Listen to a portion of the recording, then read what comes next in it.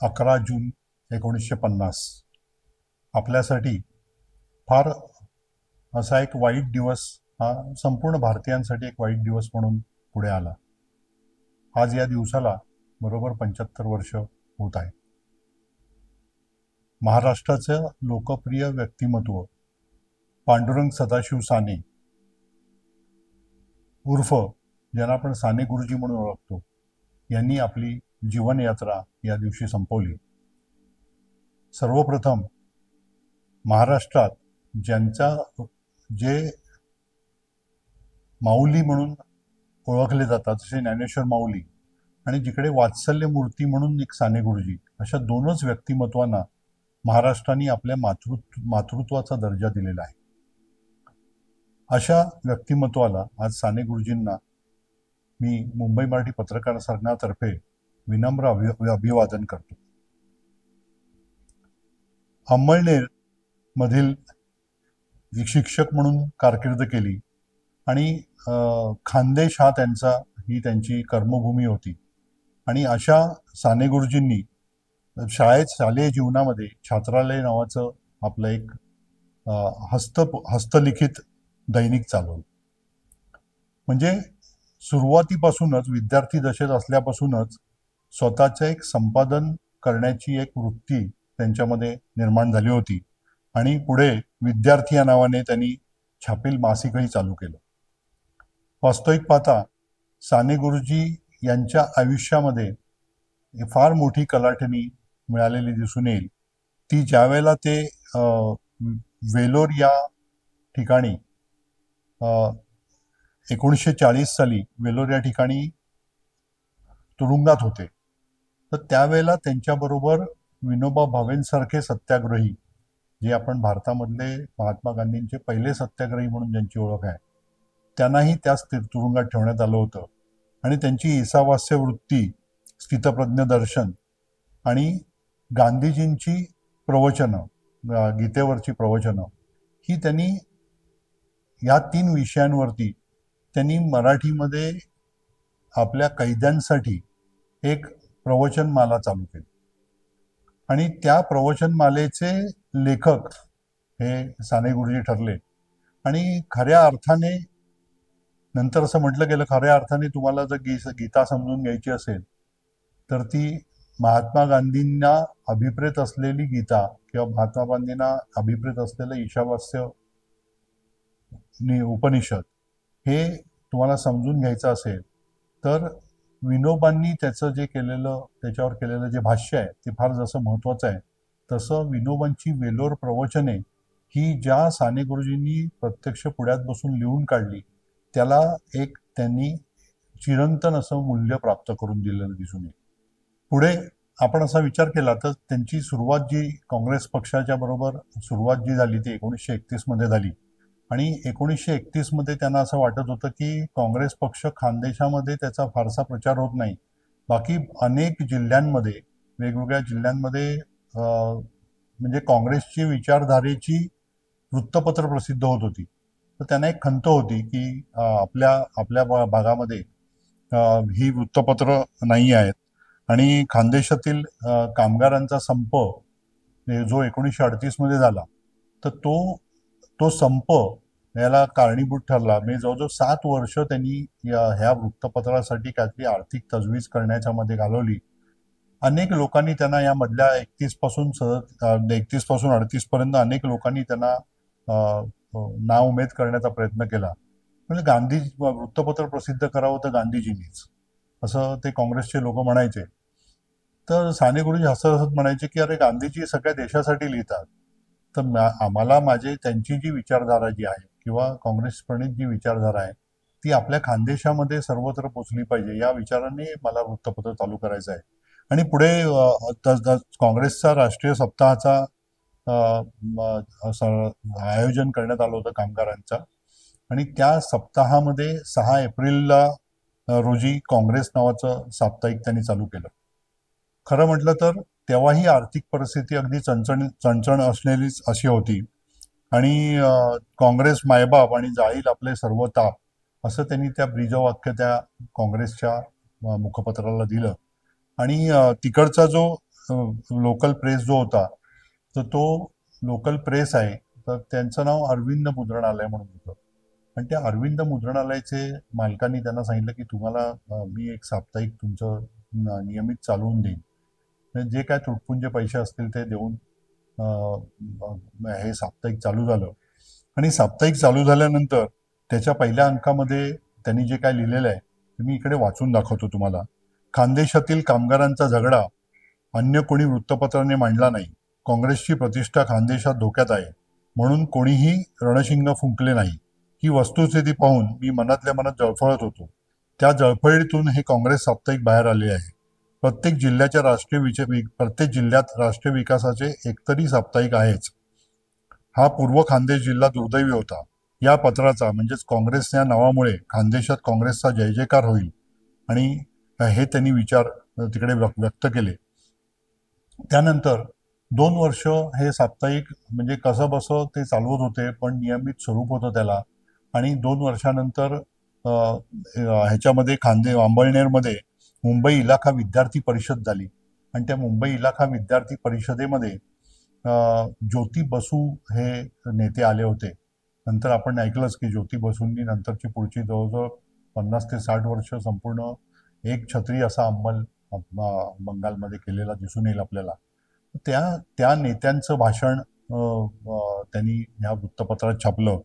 आणि त्याच्याच बरोबर ते दापोलीला गेले होते आणि दापोलीमध्ये रत्नागिरीमध्ये त्यांनी ज्या ठिकाणी भेटी दिल्या तिथे ब्रिटिशच्या रिक्रूट पद्धती जी होती त्या पद्धतीवर त्यांनी खरपूस समाचार त्यांच्या वृत्तपत्रातून घेतला. आणि त्याच्यानंतर मुंबईमध्ये महागाई विरोधी सभेमध्ये भाई टिळेकरांचा एक अतिशय चांगला वक्ता होता आणि काँग्रेसच्या विचारधारेमधला. आणि त्याचं एक भाषण झालं, तर ते संपूर्ण भाषण तसं या तसं साने गुरुजींनी आपल्या त्या काँग्रेस वृत्तपत्रात छापलं.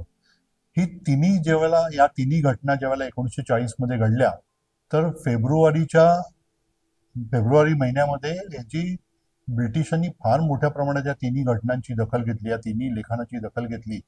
आणि त्यावेळेला ह्यांना न्यायालयामध्ये बोलवून त्यांना 1500 रुपये छापखान्याच्या मालकाला दंड झाला. 1500 रुपयाचा त्यांना दंड झाल्यानंतर म्हणजे खरं म्हटलं तर साने गुरुजींनी सांगितलं की तुम्ही काय दंड वगैरे भरू नका, जे काय होईल ते मी आता पुढे सहन करीन. आणि त्यांनी मार्चमध्ये ते साप्ताहिक बंद केलं. पण तरी सुद्धा लक्षात घ्या की हे साप्ताहिक आहे ते 18 मार्च 1940ला बंद झालं. मात्र हे अरविंद मुद्रणालयाचे जे मालक होते त्यांनी खरं तर मार्चच्या पहिल्या आठवड्यामध्येच हा 1500 रुपयाचा दंड भरला होता. पण साने गुरुंची इच्छा होती की हे नुसतं दंडाने हे प्रकरण होणार नाही. कारण का त्यांना माहिती होतं की ही जी पाशवी वृत्ती आहे ही म्हणजे पैसे मिळवणं हा त्यांचा काही नाही आहे, पण त्रास देणं. आणि मग आता 3 बातम्यांची जी वृत्त आली त्यांना जर तुम्ही अडवणूक केली तर पुढे हा त्रास कायमच होत राहणार आहे. याचं कारण का आपली जी विचारधारा आहे ती ब्रिटिशांची सत्ता उलथवून टाकण्याची स्वप्न पाहणारी विचारधारा आहे. आणि त्यांनीही ते स्वप्न पाहिलं होतं. मला असं थोडक्यात असं म्हणावं लागेल की जे स्वप्न पाहिलं आणि ज्या स्वप्नासाठी त्यांनी अथक मेहनत घेतली, ती मेहनतीमधनं खूप मोठ्या प्रमाणामध्ये काँग्रेसची विचारधारा महाराष्ट्रामध्ये पोचवण्यामध्ये साने गुरुजी यशस्वी झाल्याचं आपल्याला दिसून येईल. भारताला स्वातंत्र्य प्राप्त झाल्यानंतर 15 ऑगस्ट 1948 रोजी साधना या साप्ताहिकाचा जन्म झाला. स्थापना समता शांती ठेवून शुद्ध साधना करती साधना त्यांना ठेवो उत्स्फूर्त साधना, असं त्याच्यावरती स्लोगन टाकण्यात आलं. आणि संपादकीयामध्ये वैरभाव आणि विषमता नष्ट करणे हा मुख्य हेतू त्याचा सांगण्यात आला. आणि साप्ताहिकाच्या स्वरूपाबद्दल त्यांनी असं म्हटलंय की भारतातील प्रांतबंधूंची ओळख करून देण्यात येणार आहे. देशातील नाना संस्कृतीचे रंग आणि गंध दाखवले जातील. नाना धर्मातील सुंदरता आणि उदात्तता यांची भेट होणार आहे. आणि शेतकरी कामगार यांच्या जगातही आपणास वावरता येईल आणि मुलांच्या संगतीतही आपल्याला रमता येईल. अशा उद्देशाने हे साधनेची निर्मिती झाली. आपल्याला लक्षात येईल की साने गुरुजींनी मुलांसाठी जे केलेलं काम आहे ते, म्हणजे खरं तर हा पत्रकारिता ह्या विषयाचा नाही आहे, पण मुलांना जे एक सुसंस्कारित एक पिढी ती तयार झाली. आणि त्यांच्या मनामध्ये होतं की ज्याला आपण स्वातंत्र्य म्हणतो, तर ते स्वातंत्र्य घरामध्ये पण कसं असावं. म्हणजे श्यामची आई हे एक उत्तम त्याचं उदाहरण आहे की श्यामच्या आईमध्ये एखादा एखादा पदार्थ आहे तो आईच्या हातून त्यांच्या बिघडतो, आणि बिघडल्यानंतर साने गुरुजी आहेत ते आईला सांगतात की ह्याच्यामध्ये काहीतरी मीठ जास्त झालंय, आणि वडील काहीच बोलत नाहीत. मग ती आई आतमध्ये आई म्हणते, थांब ना, खाऊ नकोस, मी दुसरं काहीतरी आणते म्हणून. आणि आई आतमध्ये जाते. तर साने गुरुजींचे वडील त्यांना सांगतात, अरे तिने एवढ्या कष्ट घेऊन सकाळपासून ती राबते आहे, एवढं कष्ट घेऊन तिने तो बनवलेला पदार्थ आहे, एखाद्या दिवशी तसा आहे तसा खाल्ला असता तर बरं झालं असतं, असं ते सांगतात. आणि ही जी काय म्हणजे घरातल्या महिलेला जे काय महिलेच्या कामाचे जे काय कदर आहे केलेली, ही त्यांच्या मनामध्ये बिंबवली गेली. ती श्यामची आई रूपाने प्रकट झाली. श्यामची आई ही म्हणजे प्रत्येक मराठी त्यावेळेच्या माणसाच्या हृदयामध्ये जाऊन तिने वास केला असं दिसून येईल.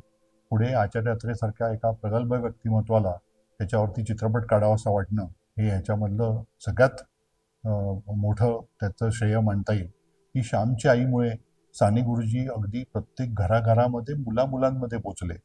पण साधनामध्ये पण मुलांसाठीची सदरं येत होती. हे फार महत्त्वाचं आहे, कारण त्या काळामध्ये राजकीय विचारधारेमध्ये किंवा सामाजिक क्रांतीच्या विचारधारेमध्ये असलेल्या वृत्तपत्रांमधून मुलांसाठी एखादं सदर असणं ही गोष्ट फारच वेगळी अशी मानावी लागेल. त्यांनी साधनातील पहिल्या संपादकीयामध्ये काय म्हटलंय ते आपण थोडक्यात बघूया. अनेक अज्ञात माणसे सेवा करून समाजवृक्षाला ओलावा देतात. त्यांच्या हकीकती इथे येत जातील. कधी साहित्य मंदिरात जाऊ, तर कधी विज्ञानाची परिकथा ऐकू, कधी निर्मळ समाजाचे उपनिषद वाचू.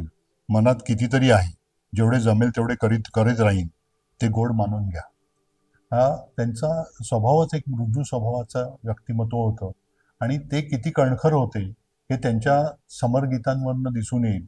आता उठवू सारे रान, आता पेटवू सारे रान, ही जी समरगीतं त्या काळामध्ये गायली गेली, त्यांनी अनेकांच्या मध्ये एक ब्रिटिशांच्या विरोधामध्ये वातावरण निर्मिती करण्यात फार मोठा सहभाग घेतला. स्वातंत्र्यानंतर हे साधना साप्ताहिक खरं तर रूढ अर्थाने धर्मप्रसारक नव्हतेच. सर्वच धर्मात त्याचा अभ्यास खऱ्या अर्थाने मानवतेचा प्रसार करण्यासाठी हे साप्ताहिक निर्माण झालं, आणि त्यांना व्यासपीठ हवे होते. तर ते व्यासपीठ आहे ते गांधीजींच्या हत्येनंतर मात्र साने गुरुजी खूपच निराश झाले. असं म्हणता येईल की गांधींच्या सगळ्याच विचारसरणीचा प्रचंड मोठ्या प्रमाणात अभ्यास केलेलं साने गुरुजी एक व्यक्तिमत्व होतं. केवळ गांधीजींच्याच असं नव्हे की जागतिक तत्ववेत्ते म्हणून जर त्यांचं पुस्तक आहे ते बघितलं तर तुम्ही जागतिक सर्व प्रकारचे वेगवेगळी तत्वज्ञानं ज्या माणसांनी अधोरेखित केलेली आहेत त्या सगळ्यांचा साने गुरुजींनी अभ्यास केलेला दिसून येईल. आणि त्यांच्यामुळे त्यांना हा जो मानवतेचा जो संदेश आहे तो संदेश त्यांना महत्त्वाचा वाटू लागला. आणि ते साने गुरुजींच्या निधनानंतर 11 दिवसाचं त्यांनी उपोषण केलं, आणि त्या 11 दिवसामधल्या त्यातल्या 10व्या दिवशी त्यांचं कर्तव्य हे सायन दैनिक त्यांनी मुंबईतनं चालू केलं. आता कर्तव्यातून स्मरून हृदयी तूते कर्तव्य निज चालवू अशा ब्रीदवाक्यांनी त्यांनी ते 4 ते 5 महिनेच हे सायन दैनिक चाललं. पण त्या काळामध्ये सायन दैनिकाची कल्पना म्हणजे आज खरं तर खरोखर आश्चर्य वाटेल. मी 1950 सालची 1948 सालची गोष्ट तुम्हाला सांगतोय. तर ती कल्पना सायन दैनिकाची मांडली आणि ती यशस्वी करून दाखवली. पण सगळीकडे आर्थिक पाठबळ काहीच नसल्यामुळे ते त्यांना चालवता नाही आलं. आणि खरं तर छापखाना पण उभा केला होता. आणि हे सगळं हसूनही त्यांना हे सगळे पैसे आहेत हे सगळे साने गुरुजी सत्कार निधीमधनं खरं तर उभे झालेले होते. आणि त्याच्यामधनं हे सायन दैनिक चालू झालं.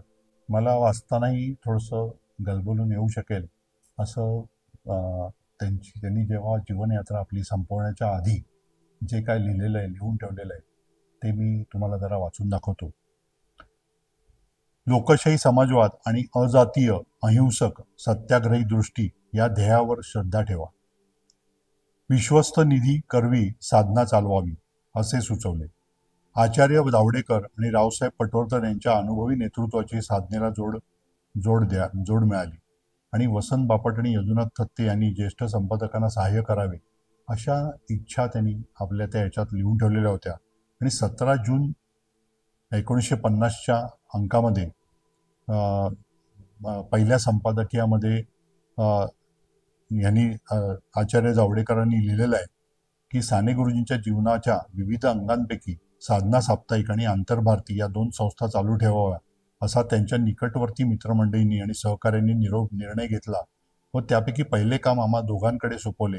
ही सर्व कामे यापुढे वैयक्तिक स्वरूपाची न राहता महाराष्ट्रातील ज्या ज्या कार्यकर्त्यांना गुरुजींच्या ध्येयासंबंधी व मार्गासंबंधी म्हणजे सत्याग्रह, लोकशाही, समाजवाद या साधनांबद्दल आत्मीयता वाटत असेल त्या सर्वांची सामूहिक साधना ही साधना बनली पाहिजे असे विचार आचार्य जावडेकर आणि रावसाहेब पटवर्धन यांनी मांडले. रावसाहेब पटवर्धन यापासून बाजूला झाले. बस आपल्याला माहितीच आहे की संयुक्त महाराष्ट्राचा लढा जेव्हा चालू झाला तेव्हा रावसाहेब पटवर्धन खूप त्याच्यामध्ये व्यस्त होते. आणि मुंबईतून साधना नंतर पुण्यामध्ये हलवलं गेलं. यदुनाथ थट्टे यांनी 1980 पर्यंत साधना चालवला. आणि खरं तर आजही साधना हे आपण ज्यांना बुद्धिप्रामाण्यवादी म्हणतो अशा सगळ्यांच्या आत्मीयतेचं हे एक नाव आहे. आणि आपल्या पत्रकार संघामध्ये ज्यावेळेला साधनाचा अंक आजही येतो त्यावेळेला अनेक ज्येष्ठ पत्रकार आहेत ते आवर्जून हा अंक वाचतात. नंतर वसंत बापट, सदानंद वर्दे, मंगेश पाडगावकर, दुर्गाबाई भागवत यांचं कॉन्ट्रीब्युशन त्या साधनाला लाभलं. आजही साधना आपल्या विचारांची मांडणी करत आहे, वेगवेगळ्या विषयांची मांडणी करत आहे आणि खरोखरच जे मानवतेला उपकृत ठरेल असे सगळे विषय हे साधनाने आजवर हाताळत आहेत आणि हाताळत राहतील. माझी या महामानवाला विनम्र असं अभिवादन आहे. गुरुजींचा मी शेवटचा निरोप वाचतो.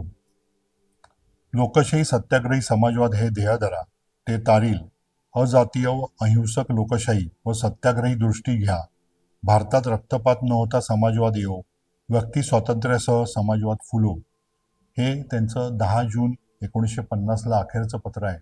आणि 11 जून रोजी साने गुरुजी आपल्यातून निघून गेले. अशा या महामानवाला माझी विनम्र अभिवादन.